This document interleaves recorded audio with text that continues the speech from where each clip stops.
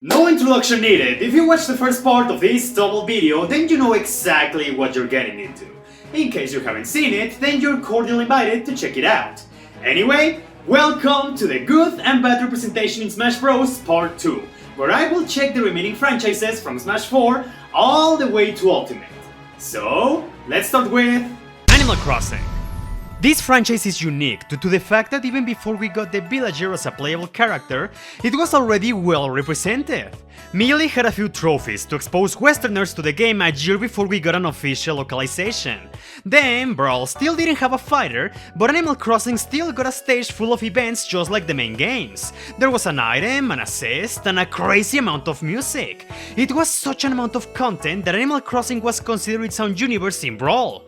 Then comes 4 and we get the villager as the first newcomer. Then comes Ultimate and we get Isabelle with the second most boring trailer in all of Smash. But that's besides the point. For each game that released, we just got more and more content. I think that what impresses me the most is how they were able to make the villagers and Isabelle full-fledged fighters because, say, with Captain Falcon or the Star Fox characters, we mostly see them in vehicles, but at least we know they're mercenaries or bounty hunters, so it makes sense they are able to fight. But Animal Crossing is a game mostly known for how innocent and relaxing it is, so it is so cool that they were able to develop a moveset that remains completely loyal to the source material and make it work. All in all, someone behind the scenes at Nintendo must have really wanted Animal Crossing to get the representation it deserves. And I'm just saying, if I was that person, I will certainly be more than happy with the end results.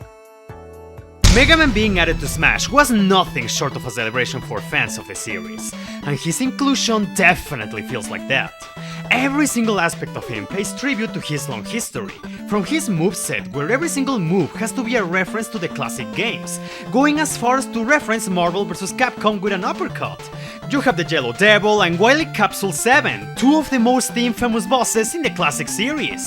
There's the immense hype of having all the Mega Man incarnations during the final Smash, as well as Pearl Man and Bass, who are kinda just there and I think they were a bit unnecessary, but whatever! I do have a complaint though. I really dislike how Mega Man is devoid of any emotions in Smash. I think part of the appeal of the character is how cool and charming he is. Yeah, sure, he's a robot, but there's tons of art and footage where we have seen him capable of emotion. I think the only time he shows anything in Smash is during one victory pose, but every other time he's just like me when I'm forced to watch a Friends episode. I also have another nitpick, the Zero Assist Trophy. Why? Because he's so fucking cool! His existence as an assist trophy is like a tease because he was this close to become a full-fledged fighter. And we know for a fact that Zero has an excellent moveset that is easy to copy and paste thanks to the Mega Man universe and the vs. Capcom series. I would have loved to see him playable, but at best, he's just a vision of what it could have been.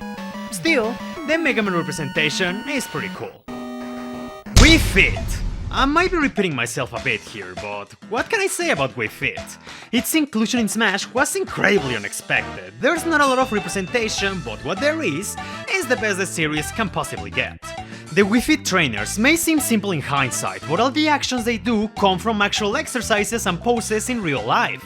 They somehow manage to make something that is very simple, absurd, but still fitting and very fun.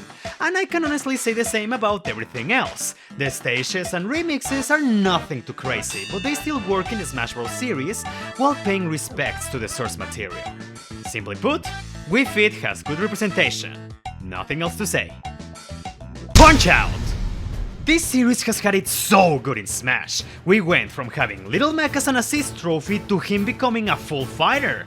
I've mentioned this in the past, but I fucking love this trailer. It's so unique and hyper. This inclusion was genuinely great. Little Mac's moveset is naturally a bit basic and he sucks while airborne. But I mean, it makes sense since he's a fucking boxer. He was also one of the first characters to have a unique mechanic nobody else has, his Star Punch technique. And I felt there was a lot of love for this franchise in the little details. From Little Mac getting bruises and band-aids the more injured he was, having Doc Lewis in the victory screen, Little Mac having his iconic pink hoodie, his wireframe model from the first game, and even adding Giga Mac as his final Smash. The boxing ring wasn't also a very fun stage, but it also gave a title to all the characters. And they even went as far as to add a Captain Rainbow song. And in case you didn't know, Little Mac was in that game. Punch-Out fans had it really good with this character in Smash. Me. Me's are hard to explain because these characters don't exactly have a universe to represent per se. They can be anything. They've been at sports, parties, Mario Kart, and much more. Their inclusion in Smash makes a lot of sense in my opinion, and I appreciate how there's 3 variations you can choose from with different specials. But can I be real with you? I personally don't care about the Mii fighters, and I don't think many people in general do. I guess there is some charm in the costumes, but this can also backfire because every time a requested character was confirmed as a Mii costume, it caused severe pain among fans of said characters. It happened to King K. Rool, Travis Touchdown, Doomguy, Cuphead, and many more. And not gonna lie, I honestly think it would have been cooler if they had just given more skins to pre-existing fighters instead of the Miis, same way Project M did. At the end of the day, I think the Miis served their purpose, and while their inclusion had good intentions, they probably caused more damage than hype to some people. Pac-Man has a moveset that can be seen as a bit generic at first glance, but I think it has a lot of charm. The way in which he references the classic games with his iconic eat 'em pizza appearance is a very nice touch. I've always been a fan that, out of all the Pac-Man designs that exist, they went with the world design. I think it's the best one, and it's my personal favorite. Like, can you imagine how bad it would have been if they had used the Ghostly Adventures one? No thanks. Even Sakurai once said that if the classic design had been rejected, he would have dropped the idea of adding Pac-Man in Smash. Even he knew. I also think it's cute how Pac-Man references different Namco classics to his taunts, and same way with the music. It isn't just Pac-Man. You have a wide variety of tracks full of Namco's long history. The only thing I find jarring is that they removed the Pac-Man stage from Ultimate. I know that is because it had a unique gimmick on the 3DS, but they could have just changed it! It's so baffling to not have one of the main things that defines Pac-Man in Smash because I'm pretty sure your parents and even your grandparents recognize the maze. It also didn't help that they left Pac-Land because that stage kinda sucks. All in all, the Pac-Man representation is simple but incredibly charming, and one can easily appreciate how they went as far as to give some small love to other classics. Xenoblade Chronicles! One thing you have to learn from this franchise is that we Xenoblade fans can just never stop winning, and in Smash this is no exception. When Shulk was added to the series, he didn't bring that much in terms of content, but what there was honestly pretty good. A moveset that was both very original for Smash but still took a lot from the original game. A stage of one of the most iconic locales in all of Xenoblade, with a really cool antagonist as a boss, a funny assist trophy, lots of wonderful music, and tons of references to other party members. And if that wasn't enough, Ultimate brought all of that back. It didn't add too much at base, which was a bit disappointing. But there was a good reason for that, because Pyro and Mythra were later added as DLC characters, giving even more love to Xenoblade Chronicles 2 and making the series overall feel much more complete, with a new stage that had a ton of fanservice in the background, even more music, and not just that, it finally gave Newman official art 4 years after Xenoblade 2 released. Literally my only complaint about Xenoblade in Smash is that Ultimate somehow managed to make Shulk's model look so hideous. How did this happen? I don't know, but someone has to pay. Outside of the near Xenoblade X erasure, the Xenoblade representation isn't just excellent, but it also means a lot to me because, as I said once in the past, Shulk's trailer was so good. I was so hyped for his inclusion in Smash that it motivated me to get my own copy of Xenoblade Chronicles, and the rest is history. And I also can't help but thank Smash for giving Xenoblade the exposure it deserved to a wider audience. We went from a super niche game we had to beg for it to get localized in the West, to have a character in Smash Bros, to a franchise that just never misses and continues to deliver excellent titles that now sell 1 million copies. As I said earlier, we Xenoblade fans can never stop winning. Street Fighter is one of those franchises where I think, wow, this is really good. But why does it feel so bare bones? It's so weird because, at first glance, there's nothing wrong with it. Ryu's moveset is incredible! Having command inputs wasn't just new to Smash, it was genius and a great way to pay respects to Street Fighter's influence on the fighting game genre. Ken being added as an Echo Fighter is of course a bit unnecessary, but it still makes a lot of sense, and that doesn't take away how popular he is. Personally, I would have preferred Akuma, but hey, whatever. And there was a great amount of music for the Suzaku Castle stage. There's no doubt that the main idea of Street Fighter in Smash was to remind the players how influential Street Fighter 2 and its thousands of re-releases were. And hey, remember the likes of Street Fighter Alpha, 3 and 4? Well, Capcom and Smash sure didn't, and that is so jarring!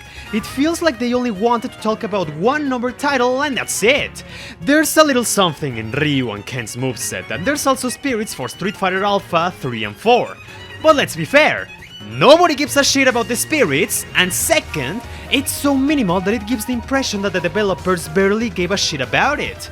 I feel this would have been mended with maybe some character models or a different stage, or even adding music from other games, because 99% of the representation is just SF2.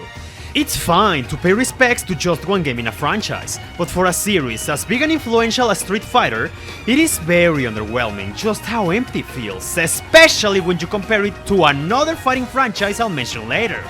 The movesets for Ryu and Ken are awesome, but everything else leaves a lot to be desired.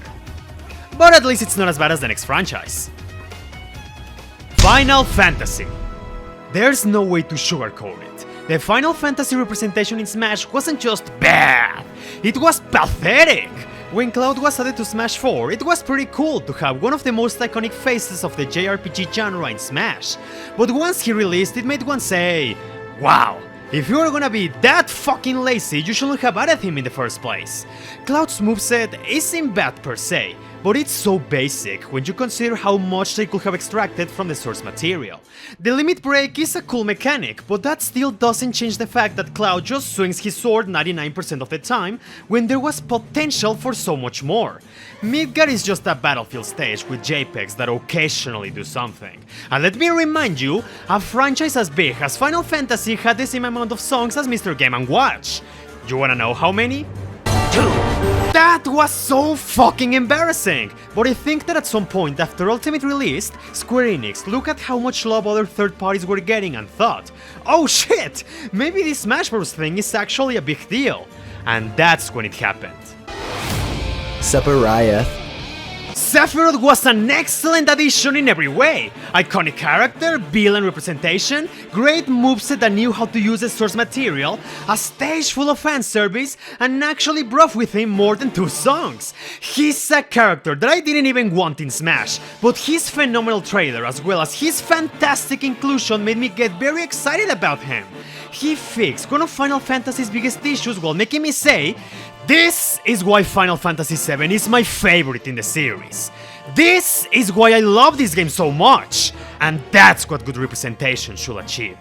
Literally the only issue Final Fantasy now has is the same one as Street Fighter. Only one game gets all the love. And sure, Final Fantasy VII is my favorite in the series, but again, there's many more games that matter and people love. Maybe they could have added a Black Mage as an assist trophy, or maybe just add some music. But well, we all know Square Enix is run by fucking morons, so we shall consider it a miracle that Final Fantasy VII's representation was fixed. Bayonetta! I mean, what can I say? I don't think there's much science here. I think the Bayonetta representation is pretty good. Having 2 completely different designs for the Umbra Witch is awesome.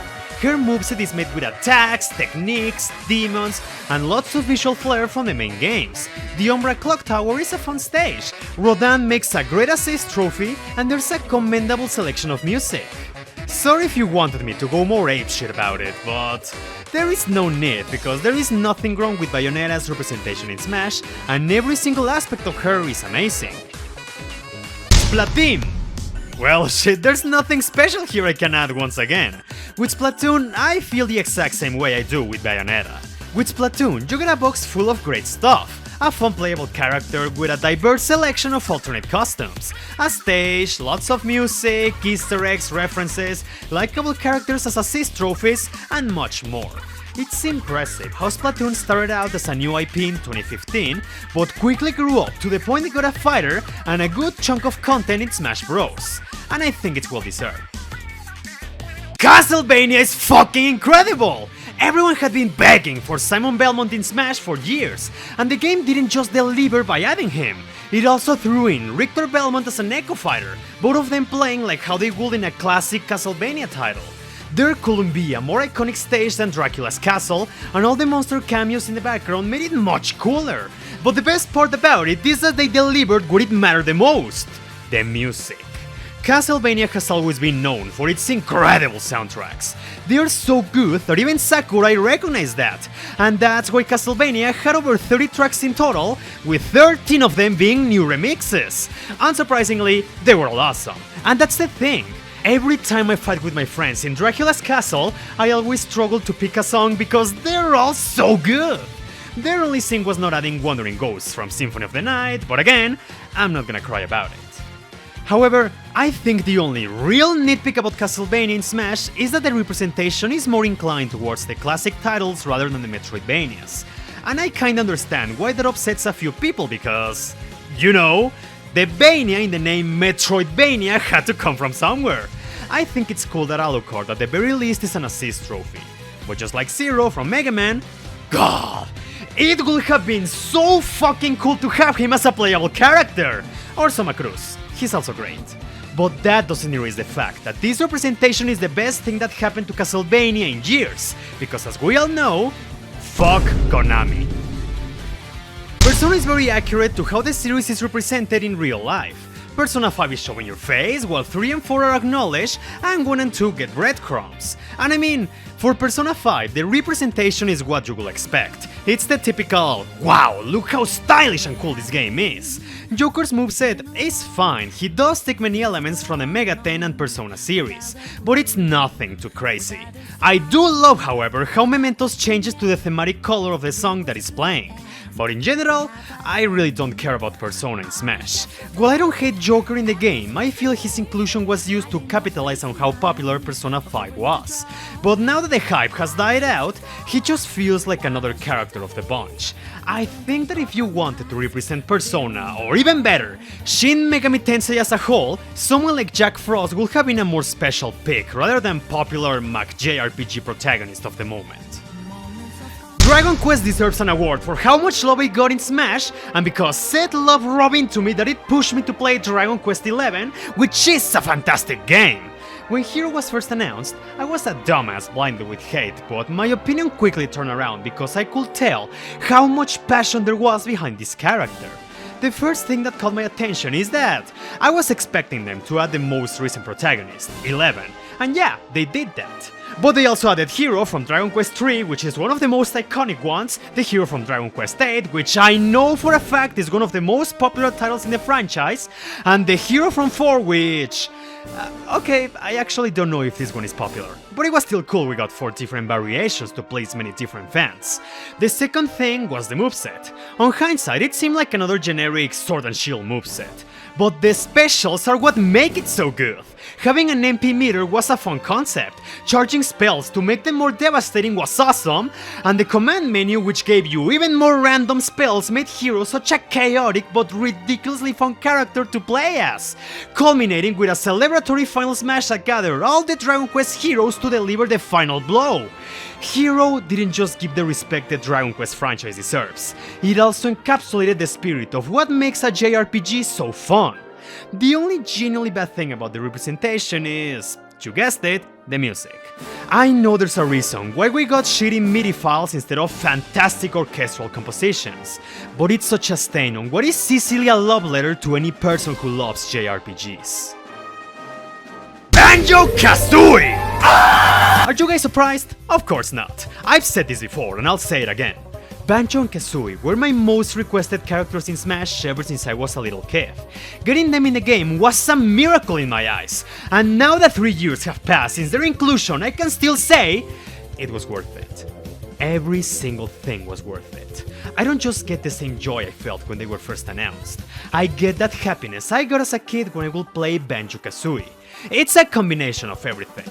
Their inclusion, their models being a modern version of their N64 designs, the simple yet charming moveset that is just so cartoony, and how it oozes with so much personality while taking a lot of notes from both Kazooie and Toy. Spiral Mountain being a great stage bursting with references and fan service. The fact that they made an amiibo about them, and holy shit, this is easily one of the best they've ever made! And there was also the music, being modernized while still being as iconic and good as it was originally. I don't know why they added Trap to the Banjo-Kazooie main theme, but I like it. At the risk of sounding like a narcissist, Banjo-Kazooie's representation is one where I think it was done with me in mind. I used to believe their inclusion was an impossible dream, but it became a reality and it hit me in all the right spots. Every single thing is perfect for me. No complaints at all. Fatal Fury and Tekken Fighters. I'm a Mexican, so I think you know where this is going. Terry Bogard's inclusion wasn't just incredible, it went harder than it needed to. He falls in the same category as Ryu and Ken. Fantastic moveset ripped straight from his games while being adapted to the Smash formula, and it works so well. But there's a major difference between these fighters. Terry Bogard's inclusion didn't just give love to Fatal Fury, it gave love to everything! As most of you probably know, the King of Fighters is a mix of many different franchises. In Smash, you have a very simple stage that in the background showcases many fighters from the series, and that in turn references many other games. A bit underwhelming, there was no Mai Shiranui, but we all know why she's not there. That alone was already cool because it told you just how passionate SNK was for Terry's inclusion. But then, they went above and beyond. They added not 10, not 20, neither 30 nor 40, but 50 tracks for Terry Bogard, spawning all the way from Art of Fighting, Samurai Showdown, Ikari Warriors, many different King of Fighters, and even Metal Slug got some well-deserved attention. Terry Bogard is proof that you can give respects to more than one game when you actually care. We got a fun character, a cool stage, great references, and the most ridiculous amount of music. That is what you call a celebration. Which is why I still believe November 6th should be a national holiday for all of Mexico. It's ARMS! Man, I don't fucking know. ARMS is like one of the few games represented in Smash that I've never touched, not even a demo, so I really can't tell how well represented it is. That's why I contacted the only ARMS fan that I know, my good friend Isaiah, who was also a top-ranked player in ARMS, so he can tell us what he thinks about Min Min's inclusion. So, here's what he said. I love it! For starters, it's amazing that the winner of the real Final ARMS Party Crash was the one who got to become a Smash rep. Being able to switch arms does great for representing the game, and they even have both of her unique character gimmicks by being able to activate her Dragon Arm and do kicks. I love how she feels so different from other fighters to represent how unorthodox ARMS is compared to most fighting games. And you can use both her arms in different directions like you could with the Joy-Con's motion controls. Plus, there's multiple Mii costumes and the assist trophy. Plus, her reveal trailer had a really unique style and was a fun guessing game on who will get in. Them announcing it was an ARMS fighter but leaving it as a surprise until the actual trailer was so smart. So there you have it. If he's that passionate, then I guess the ARMS representation in Smash was a success. So I'm very happy for the 5 fans of the game. Maybe I should give the game a shot someday. Maybe. If it ever stops costing full retail price, then I'll consider it. Minecraft! As the best-selling video game of all time, its inclusion was more than deserved in Smash. I really like how loyal, excessively loyal Steve is to Minecraft. From his animations, how he never changes expressions, and even his entire moveset, which, yeah, it's weird, but I can't deny how fun it can get because it is chaotic playing as Steve. The alternate costumes, as well as playing as enemies, was an awesome inclusion. And the stage, which changes layouts every time, is great too. And while I've never been familiar with Minecraft music, the remixes are very enjoyable. So, yeah, I think that's all I have to say. I'm not the biggest Minecraft connoisseur out there, but I really appreciate what there is. Steve is fun. There's no doubt he made a lot of fans incredibly happy. There's a noticeable love behind his inclusion, and I'm so glad nobody uses grotesque Steve anymore. Those were very dark days. Tekken! Another franchise where I barely have any experience with it, so you know what's coming now. I contacted my friend Kib, who loves Tekken, so he can share his thoughts with us. So here's what he said. Considering Harada worked closely with Sakurai for the implementation of Kazuya into Smash, and all the extremely fine details on Kazuya's inputs, animations, even down to the extremely fucked up way his back twists when he does his hell sweep, I'd say personally that I think it was done with a lot of love. I don't really know what they could have possibly done to represent Tekken any better than they had already done. From the musical selection to the design of the stage, everything, in my humble opinion, feels very excellently executed. Kib has never lied to me, so I guess we should take his words as straight up facts. Kingdom Hearts is the most bizarre representation because it's fine, yet it feels incomplete. But I don't think this is Sakurai, nor Nintendo, nor Square Enix's fault, but rather Disney.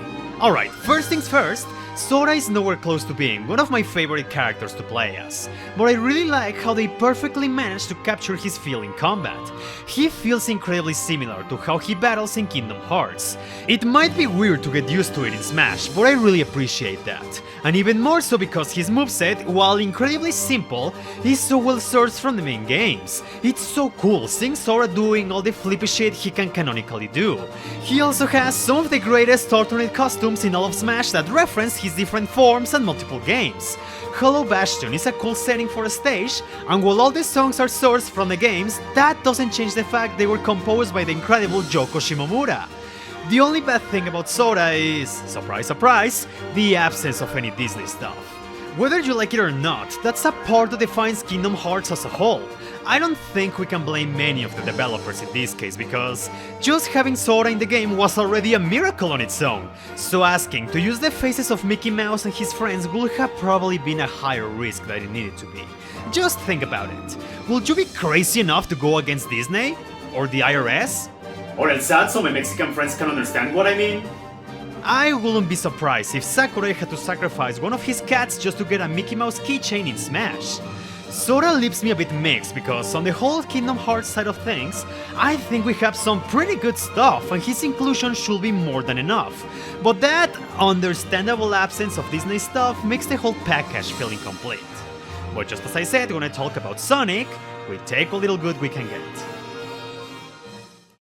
So what did you think? How do you feel about the representation of your favorite franchises in Smash? Let me know in the comments. I made this video because Smash is nowhere close to being one of my favorite video game franchises of all time. But I really like how these games can be a gateway that can push us to try something new and maybe find some new masterpieces. When it comes to video games, I always encourage people to try something different, and I believe that Smash Bros. With its representation can be a huge help in that. But anyway, thank you so much for your time, I really hope you enjoyed the video, and as usual, if you can support the channel, subscribing, liking, commenting, sharing, or Patreon, that will genuinely mean so much to me.